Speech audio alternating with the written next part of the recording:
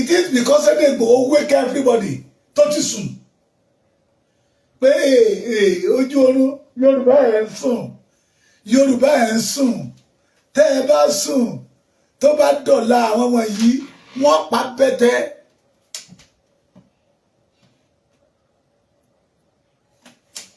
Sí wa lára ẹ má bínú ìrìnà rí kọ́mẹ́tì yìí bẹ́ẹ̀ ti ń wọlé ẹ ń wọlé sínú ire sínú ayọ̀ sínú ìdùnnú ni láṣẹ Olódùmarè.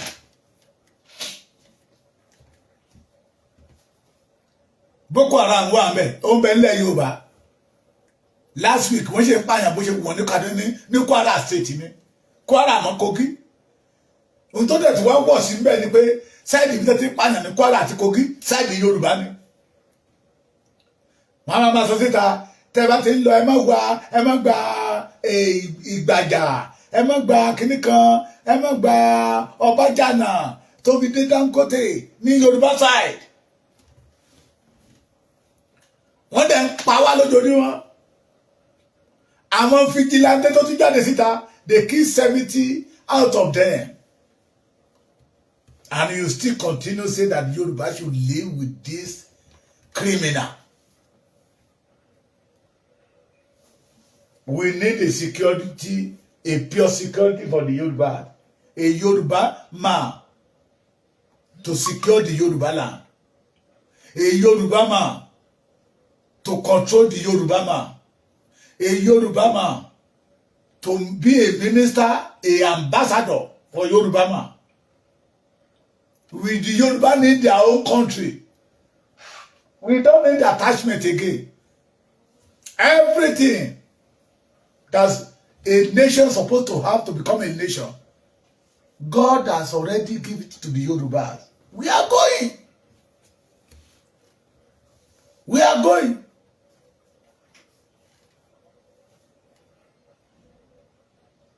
We are going.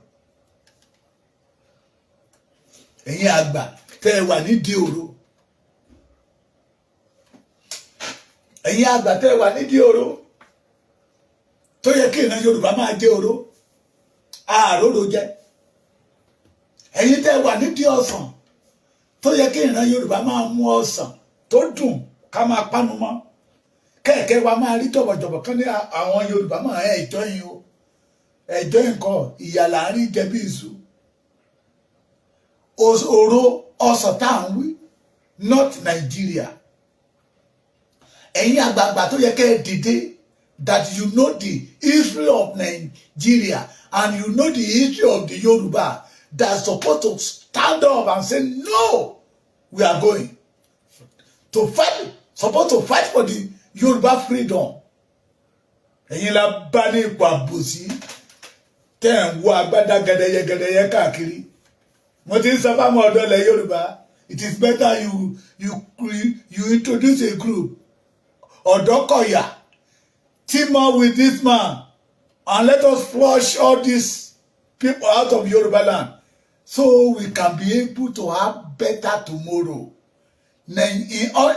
Under Nigeria, Yoruba will never have better tomorrow. I'm telling you. Mo ṣe wà yẹn wọ́n fẹ́ fi alẹ́ wọn. Àwọn gan ti mọ̀ pé alẹ́ náà wà. Bówù kan náà ọmọ 60 years ni wọ́n. Wọ́n á lè padà lọ 60 mọ́.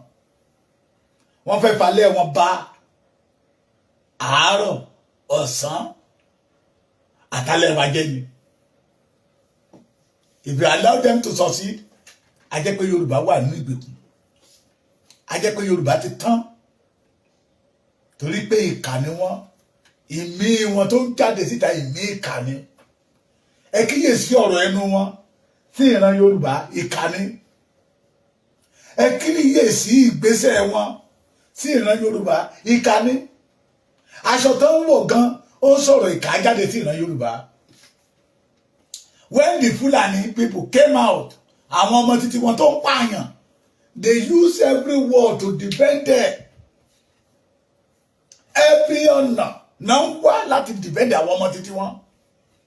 Sultan Sokoto sọ wípé tó bá kojú ìjà sí Boko Haram o, òun bá làjà ní. Bóyá bàbá wa Tinubu ò dẹ̀ fẹ́ kojú ìjà sí Boko Haram kó má lọ máa bá Ọlọ́run jà. Sheikh náà tún jáde síta pé don't blame them for commit crime. Wọ́n ní ìyàwó lé wọn lọ́mọ náà. Ṣebí ìyàwó wọn àtọmọ wọn ìkan náà máa jẹ alábàjọ tó fi kidnap àwọn Yorùbá tán gbára sọ burúkú. Ìkan jáde síta ó ní Boko Haram, Fulani herdsmen, they are freedom fighters for the north. Bàbá wa ò rí àwọn yẹn. Wọ́n rí àwọn yẹn. It is difficult for the Yoruba, for the Nigeria government to declare Boko Haram terrorist group. It is difficult for the Nigeria government to declare Miyetti Allah terrorists. They have killed thousands of people. Ẹni tí ó pààyàn that just say that don't kill my people. If you continue to kill my people, it is better the Yoruba will leave Nigeria for you.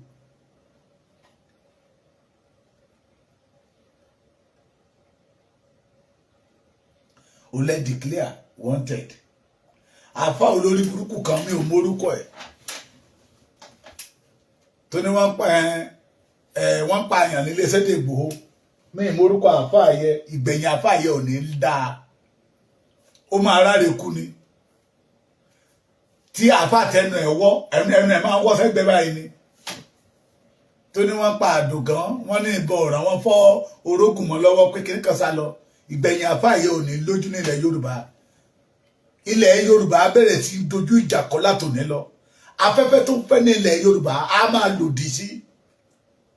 Kì í ṣe onìkan àtàyà bó ní ogún aya àtàwọn ọmọ ẹ̀ wọn ní jèrè lórí ilẹ̀ Yorùbá. Ikú gbígbóná lòun náà dẹ̀ máa kú tí wọn ò ní rí òkú ẹ̀. Nínú kó kúkú mọ́tò wọ̀ kí àrá kó fàya pẹ́rẹpẹ̀rẹ. Ẹ̀yin àfọ́ olórí burúkú ẹni bíi.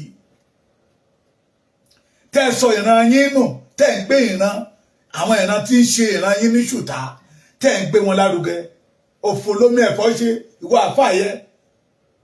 Òfò ló máa ṣe gbẹ̀yìn.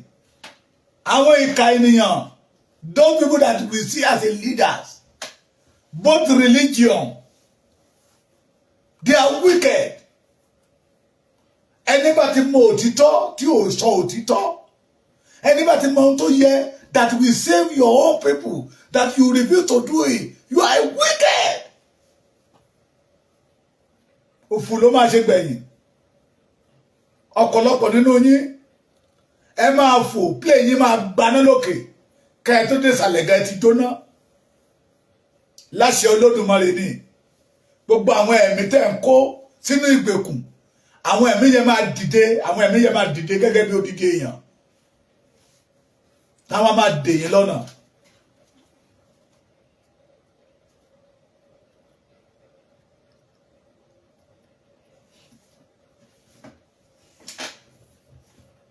Ìran Yorùbá we are going. Mo wá rọ̀ gbogbo ẹ̀yin bàbá mi àtẹ̀yin ìyá mi àtàjọ jáde síta that we know the truth. That Yorùbá must have their own nation back. Pé ògo tó gbà lọ́wọ́ àwọn bàbá wa ní 1914, we want to have it back. Ẹ má jẹ́ kí ìbẹ̀rù kankan wọnú ayé yín o. Ẹ má jẹ́ kán dẹ́rù bà yín. Ẹ má ṣojo. Ẹ má ṣojo. Ẹ ṣojo nígbà tí Buhari. Bí Buhari ṣe ya ọ̀nà tó. Ẹ dúró gẹ́gẹ́ bí ojúlówó ọmọkọ. Ẹ má ṣojo nígbà tí bàbá Tinubu yìí láláì tó rókè ń padà bọ̀ wálẹ̀ wá bá wa. Ṣebí ilẹ̀ yóò bá jọ lé wa. Wọ́n padà bọ̀. Ẹ má jẹ́ ká bẹ̀rù. We must flush Fulani out of Yoruba land. We don't need them in our land. They are disturbing us. They are killing us. Tí àwọn tó jẹ́ ìníhù lára wọn tí wọn ò ṣàpànìyàn bá tẹ̀ máa wá sí ọ̀dọ̀ wa. Wọ́n á wá gẹ́gẹ́ bí visitor ni. Not say that they will be like we hold the Nigeria together. No. No. No, no, no, no, no, no, no, no, no. No. Ẹ má bẹ̀rù. Ẹ má bẹ̀rù. Ọlọ́run ọba òkè ń bẹ lẹ́yìn wa. Adániwáyé ń bẹ lẹ́yìn wa. Ẹ má jà bẹ̀rù. Ìṣẹ̀dálẹ̀ Yorùbá ń bẹ lẹ́yìn wa. We must have our nation back. Mo tún fi àkókò èrò ẹ̀yin ọ̀dọ́. Àwọn bàbá yìí ò fẹ́ káráyé gbà ó, ráyé gbé. Olórí yẹn ló kọ ní Ọlọ́run ló yọ ní gidi, ọ̀tá ò fẹ́ àgbáyé. Ọlọ́run ló yọ ní gidi, ọ̀tá ò fẹ́ àgbáyé. Òṣìkà ò fẹ́ àjẹgbádùn. Náà ṣe ń ṣọkà bí iyán. Ọlọ́run ló yọ ní gidi, ọ̀tá ò fẹ́ àgbáyé. Àwọn bàbá yìí ò fẹ́ kẹ́rí ilé ayé gbé náà bí ṣọkà bí iyán. The Yoruba youth, I want you to think about my word. Ẹja dára wálẹ̀ Ọ̀dọ́kọ̀yà tí àwọn bàbá yìí tá à ń wò yìí, àwọn bàbá Tinubu, Olúṣẹ́gun Ọ̀ṣọ́bà, àwọn Bísí Àkàndé, Iyọ̀lá Omíṣore, kí náà ti ń pe orúkọ bàbá yìí, Ọlágbósóyè Oyinlọ́lá, Gbénga Daniel, ní Ọ̀túnba Níyì Adébáyọ̀, Ṣẹ́gínà Ṣẹ́gun Òní, name them. Ẹ máa bá àwọn orúkọ tí mi ò mọ̀, ẹ máa bá wọn fi kún Bọ̀dé Jọ́ọ̀jì, ẹ máa dárúkọ wọn, àwọn tá à ń wò gẹ́gẹ́ bí àgbààgbà Yorùbá tó jẹ́ pé àgbà garawa ni wọ́n, àgbà ìkà ni wọ́n, àgbà òjèlú ni wọ́n, tó fi ìran Yorùbá ń ṣòwò. If they are not ready to fight for the Yorubas, tẹ́ sọ wípé àwọn ò lè jẹ́ àgbàkọ̀yà fún ìran Yorùbá. Ẹ jẹ́ káwa ọ̀dọ́ ká kóra wa jọ, ká pera wa ní Ọ̀dọ́kọ̀yà. Ọ̀dọ́kọ̀yà for the betterment of the Yoruba race. Kí ìran Yorùbá má bàa parun. Ẹ̀yin ìyá wa ń kọ́, abiyamọ abọ̀jà gbọ̀rọ̀gbọ̀rọ̀. Ẹ̀yin ìyá ẹ dìde, kẹ́ ẹ pera yín ní abiyamọ kọ̀yà. Torí pé ọmọ tí wàhálà bá dé bá ọmọ obìnrin ní jìyà rẹ̀ jù o. Yorùbá ń lọ sí oko ìpanu, ẹ má dẹ̀ jẹ́ kí Yorùbá lọ sí oko ìpanu. Ẹ̀yin abiyamọ ẹ dìde kẹ́ẹ̀kọ̀yà fún ìran Yorùbá. Tí àwọn ọ̀dọ́ bá pera wọn ní Ọ̀dọ́kọ̀yà, kẹ́yìn ìyá wa náà kẹ́ẹ̀pera yín ní abiyamọ kọ̀yà. Kò sí bí àwọn wèrè yẹn ti ní agbára tó, ẹ lágbára jù wọ́n lọ. Kẹ́ wá lu agbára tí Ọlọ́run fún ẹ̀yin obìnrin, kẹ́ lò lé wọn lórí lọ́nà tó tọ́ ni o. Tẹ́ bá lò lọ́nà tó rán gàgéèdì Yorùbá, Olódùmarè máa padà lẹ́yìn yín. Ṣùgbọ́n tẹ́ bá lò lọ́nà tó tọ́ láti gba ìran Yorùbá kò nínú ọ̀gbun tá a wà yìí. And rather and support this man. Èèyàn kan bá mi sọ̀rọ̀. The reason tó ń fi kúrò lẹ́yìn bàbá, tó ń fi kúrò lẹ́yìn Sunday Igboho ni pé wọ́n ń gbọ́ advice. Mo wá ní ṣé ìmọ̀ràn titi yín nìkan gbọ́. Gbogbo tí ọ̀pọ̀lọpọ̀ ènìyàn bá sọ fún wọn náà wọ́n á jọ gbé ẹ̀ together ni. Wọ́n wá mú ilé tó bá jẹ́ ní ọ̀hátọ̀ wéjì. Irú àwọn yẹ ọ̀tá Yorùbá ni wọ́n. Ènìyàn kan náà tún pé ó ní mo ní ìyá kan pé olóṣèlú ni. Mo wá pé ìyá yẹ pé ìyá ẹ gbọ́. Ọ̀dọ̀ mo gbà tí ìyá yẹ sọ pé òun ní láíláí bàbá Èkìtì ò lè sọ bẹ́ẹ̀. Wọ́n kàn ń darúlú pọ̀ mọ̀ ṣàpà ni. Àwọn wọn ò lè gba Yorùbá. Àwọn tó tún dìde láti gba Yorùbá wọ́n fẹ́ dàárín wọn rú. We must not allow them to happen. Làwọn kan dìde pé ọ̀rọ̀ Yorùbá nation ò sí lọ́rọ̀ títí wọn ọ̀rọ̀ Yorùbá ló kù. Irọ́ ló ń jẹ́ bẹ́ẹ̀. These people, they are our forest.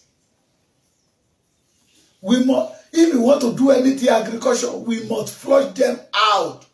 Tàbá fẹ́ ṣe ní ìrọ̀rùn. Tàbá fẹ́ ṣe ní ìrọ̀rùn.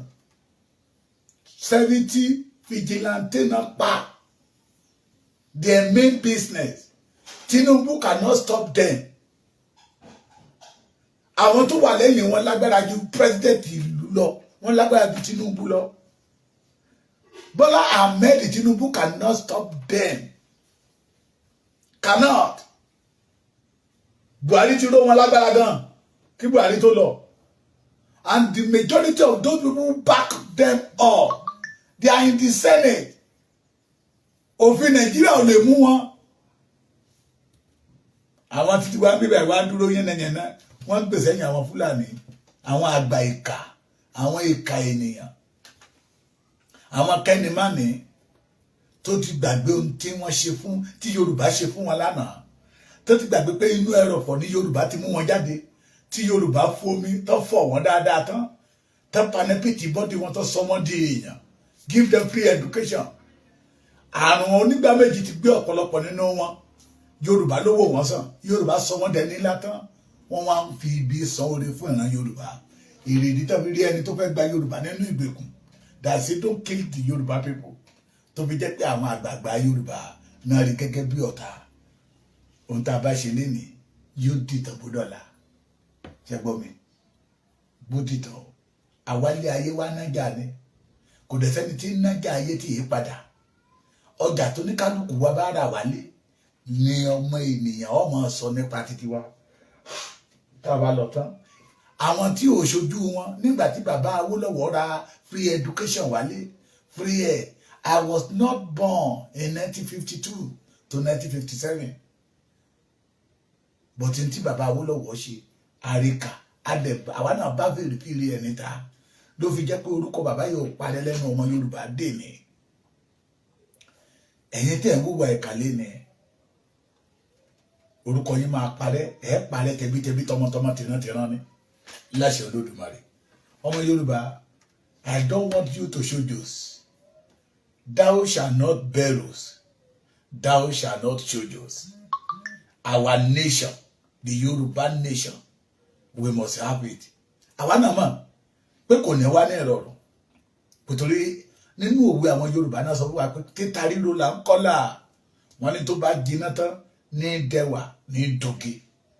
Àwa mọ̀ ohun tó dáa. Bàbá mi máa kòwé ńgbà yẹn lọ́wọ́ á ní ohun tó dáa òun fẹ́ kàn ṣe òun. Ènìyàn ló máa sọ wípé dandan. You will use the method of takulology. Wàá takú pé lábẹ́ bó ti wù kórí mo fẹ́ ṣe rere. This movement, the Yoruba, we must use the takuology. Don't let anybody deceive you. Owó náà gbà, ẹni tó bá sọ fún yín pé owó náà gbà, ẹni kókó rìsíìtì èyí tó ń ti sọ síta. Àwọn tó ń fẹnu bá ìrìn àjò jẹ́ nìyẹn. Àwọn kò ṣe, kò jólúre ṣe. Tó gbọ́kọ́ olúre tó gbàdá olúre tó fi kọ́gi nìyẹn. Lára àwọn bastard ọmọ Yorùbá nìyẹn. Àwọn tó jẹ́ pé nǹkan jẹ lọ́wọ́ nìkan náà mọ̀. Wọ́n rò ọjọ́ ọ̀la Yorùbá. Wọ́n rò bí ọjọ́ ọ̀la Yorùbá ṣe máa rí. Wọ́n tẹ ẹ̀rọ ìgbẹ̀yìn. Pé ṣó yẹ kí ìran Yorùbá máa jìyà ṣá. Ṣó yẹ kí ìran Yorùbá jí láàárọ̀ kùtù kó ṣe máa ronú pé kí ni mo fẹ́ jẹ.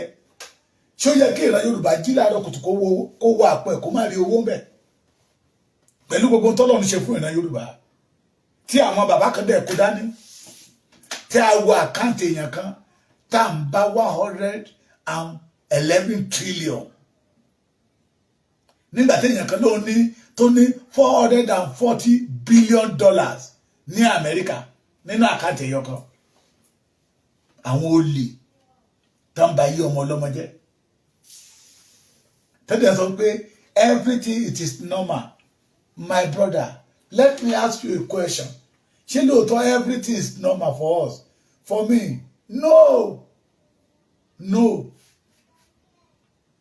Irú àwa iná máa sọ fẹ́lẹ̀ pé báwo lè yẹn ṣe máa gbé mọ́tò síwájú lẹ̀ tákà máa bóbi sí lórí tákà máa gbé tó bí omi mọ́tò ṣe decoration tó bá kànyàn lèyàn máa mọ̀. This Nigeria is hard. Tabari nǹkan mi tá a lè fi cover ẹ̀. And Yoruba must not live like this. Torí adániwáyé ti ṣe gbogbo pé fún ọ̀nà Yorùbá. We must join hands together and flush Fulani out of our land and have our nation. We need our nation. Gbogbo wa ní tó ṣẹlẹ̀ ní Burkina Faso ń wù. And let me tell you, Burkina Faso jẹ́ ìgbà orílẹ̀-èdè wọn. They just changed power. Because the Burkina Faso, before they are one, speak one language, one tribe. Nigeria, we are not a one tribe. Nigeria is not a one. Tá a bá gba orílẹ̀-èdè wa tán, n tó máa ṣẹlẹ̀ lọ́dọ̀ wa á ju ti Burkina Faso lọ. What we have in Yoruba land, Burkina Faso did not have it. So it is better we change our country. It's better we take ourselves out of Nigeria. Kí àwọn bàbá yẹn bá sọ pé no, we believe in this country. Irọ́ náà pa ìjẹkújẹ tó ń jẹ ń bẹ̀ ni. Majority of them did not have company again, but they are control billion. Ẹbí wọn lè rí ibo náà ti ń bí àpapín That is why they don't want the spinal cord of Nigeria to break, but by God's grace. Pẹ̀lú àtìlẹ́yìn àwọn onílẹ̀, spinal cord Nigeria máa gé mọ́ ọwọ́ àwa yìí. Ọ̀dọ́kọ̀yà, rise up, get up, get up, standing for your right. Get up, get up, Yoruba youth, standing for your right. Under the Nigeria government, ọlọ́mọ jẹ́ ara rẹ̀ kú. Orílẹ̀-èdè tí ń wà lẹ́yìn àwọn onísùmọ̀bí tí ń kọjú ìjà sí olódodo. Ẹ̀jẹ̀ àdìdì kagbára wa. No other way to enjoy ourselves until tá bá gba orílẹ̀-èdè wa. And we must, lábẹ́ bó ti wù kó rí, we must not allow Fulani to control our land again. We must not allow Fulani to dominate our land again. We must not allow Fulani to dominate our economy again. We must not believe in one Nigeria. One Nigeria is a scam. Those people are in the know because they are seeing money. That is why they still believe in one Nigeria. But ẹ jẹ́ ká ṣe kíni, ká ṣiṣẹ́ yẹn lẹ̀ torí ọ̀nìkan, torí ọ̀la wa ni. God bless you. No going back, yo. No going back. Ẹ̀yin ọ̀dọ́ ẹ má gbàgbé o. Ọ̀dọ́kọ̀yà. Tí àwọn bàbá ẹ bá sọ pé àwọn ò lè kọ̀yà fún wa. Láyé àtijọ́ àwọn bàbá wa Àgbẹ̀kọ̀yà wọ́n dìde, wọ́n jà kíkà wọ́n dẹ̀ gbára wọn. Ìyá wa Fúnmiláyọ̀ Ransome Kuti, Aníkúlápó, ìyá bàbá wa Fẹ́lá. Wọ́n jà fáwọn obìnrin. Wọ́n succeed. Ẹ jẹ́ káwa ọ̀dọ́ náà dìde, Ọ̀dọ́kọ̀yà, ká kọ̀yà fún ara wa. Àwọn bàbá yìí ò lè kọ̀yà fún wa o. Ẹnu wọn ti fẹ̀ nínú ìjẹkújẹ o. Wọn ò lè kọ̀yà fún wa o. Ọ̀dọ́, we must back up. Kówó ẹ̀yìn kórí wa. Nígbà náà ni ìgbà ọ̀tun yóò dé bá ìran Yorùbá. Nígbà náà ni omi àlàáfíà Yorùbá yóò dé. Nígbà náà ni tá ń pè ní ìfọ̀kànbalẹ̀ yóò ṣẹlẹ̀ nínú ìran Yorùbá. Nígbà kan náà ni ayọ̀ wa yóò kún. The majority àwọn ọmọ Yorùbá tó yẹ kó ṣe wá lóore, tó yẹ kó ti da ilé iṣẹ́ ilẹ̀ rẹpẹtẹ, wọ́n wà lókè òkun o. A lè blame wọn o, Nàìjíríà ló lé wọn kúrò. Tí wọ́n bá ìwà ń lé wọn ní rí ògo wọn lò. Tí wọ́n bá ìwà ń lé nínú kó jẹ́ pé àájọ máa fi ọ̀gẹ̀dẹ̀ kan omi jẹ ní o. Ṣùgbọ́n gẹ́rẹ́ tó Ọlọ́run gbé wọn piam. Ọlọ́run fàyè gbà wọ́n níbi tó wà. Wọ́n gbilẹ̀, and they want to have impact in the life of those people at home. But Nigeria ò jẹ́. Tá bá fẹ́ dá ilé iṣẹ́ lẹ̀, ẹ máa wo táàsì táwọn bàbá burúkú máa gbélé wọn lórí. And some of the Yorubas youth mentality Nigeria ti ń wọnú ọpọlọ wọn. Mentality Nigeria, the fraud, 419, GBT. It is better. Ohun tí ìran Yorùbá yìí ṣe tẹ́lẹ̀ ń ti ń ṣe. It is better ká gba orílẹ̀-èdè wa, ká flush mentality Nigeria tí àwọn bàbá yìí ti jogún, àwọn bàbá ìkà yìí ní jìbìtì fi rọ̀ wọ́n lọ́rùn. Wọ́n mọ̀ pé Nigeria fraud ni làwọn fi jókòó tì í. Mo ní lára wọn sọ fún wa pé ẹ̀yin ọmọ yẹn fẹ́ fọ́kòkò ọbẹ̀ wọn. So Yorùbá must, if we have our nation to today, some youth agbẹ́dẹ̀ gbé wọn lọ sí hospital, ká flush Nigeria mentality out of them. The youth, the task is in your hand. We must join hands together with this man to flush the Fulani out of our land. Brother mi kan nígbà tó lọ sí ìlú òyìnbó tó dé, mọ́tò tó wọ̀ láti Èkó títí ó fi dé Èkìtì, tàbí débì kan á ti dúró, a ní kẹ́ jẹ́ kí n wo bíbà yìí, bíbà yìí atẹ́gùn bíbà yìí má ti ṣe kíní o, a ní orí ọ̀fẹ́ táwọn ò rí jẹ lọ́dọ̀ wọn lélẹ́yìí nílùú òyìnbó táwọn ti ń bọ̀, àbẹ̀ dúró tí tó 15 times ká tó wọ Èkìtì. Ṣùgbọ́n lóde òní ẹni wọ́n bá ti ń balẹ̀ báyìí láti máa wá plane tó máa láàdì lákùrẹ́ èyí tí ò bá ní plane ó fẹ́ lé àyà bulletproof car tó bá ti gbéra ní airport báyìí kán tó dé Èkìtì wọn ní dúró. We are living like a slave in our father's land. Enough is enough. The Fulani is threatening the Yorubas in our own father's land. Enough is enough. The Fulani is killing the Yorubas like a chicken in our own father's land. Enough is enough. And those people, those wicked leaders, still continue to say, we are one. We are not one. The Yoruba, we are ready to go. No going back. We must have our nation. Our nation. The Yoruba, we must have our nation. This thing belongs to us. This is our nation. This is our nation. No going back.